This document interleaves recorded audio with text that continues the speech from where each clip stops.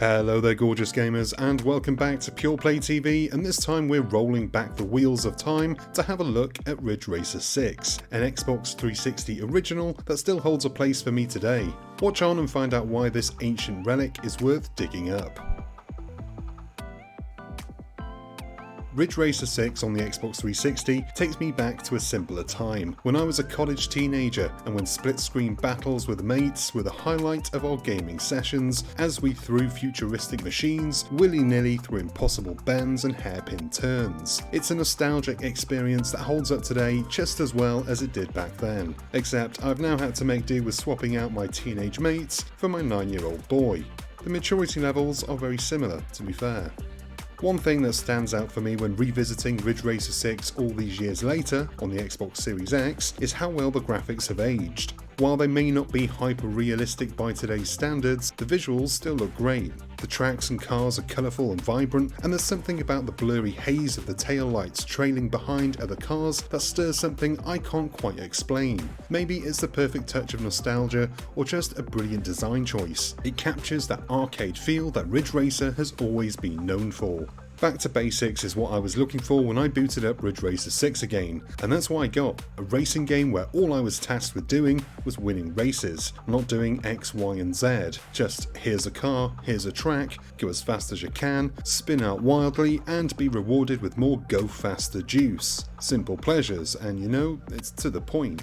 Sadly, while all these fancy open worlds with a million things to do have prospered, the good old arcade racer has been left to die. If you're not online, you're not worth the time, or so it seems these days. Ridge Racer 6's laser focus is one of its strengths, and it's refreshing to go back and have the restraints of track racing instead of the freedom of an open world that for me often locks me into a choice paralysis, and no matter what I end up doing, I'm never really completely satisfied nor sure that I wanted to do it in the first place.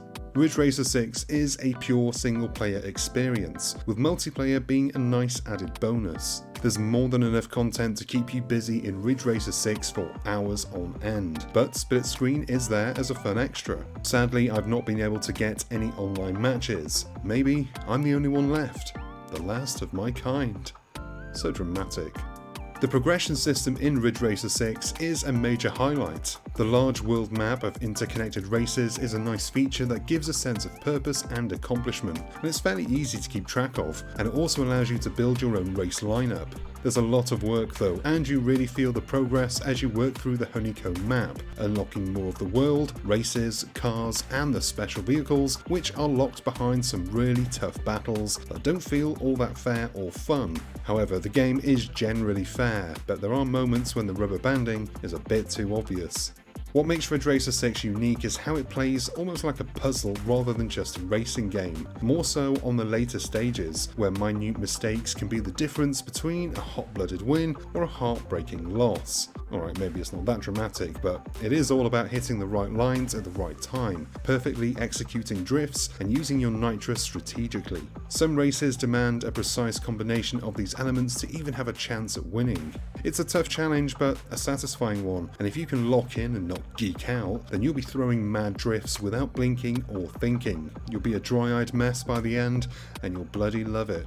Ridge Racer 6 is a game that still holds up today, both as a nostalgic trip down memory lane and as an enjoyable experience for anyone who loves arcade-style racing. It's not just about speed, it's about mastering the right moves, leaning into the ridiculous drifting mechanics and relishing the small victories along the way. Whether you're playing solo or battling it out with your mates, it remains one of the best arcade racers, not just from the Xbox 360 era, but in general, it's one of the best that you can play today on a modern console. And that is the end of this review. Thank you for watching, it's appreciated. If you enjoyed this video and want more, then go on down below and give the like and subscribe buttons a tap and the bell icon a ding so you're notified whenever we've got new stuff for you to watch. I've been Chris, you've been gorgeous, and I'll see you on the next one. Until then, cheers my dears.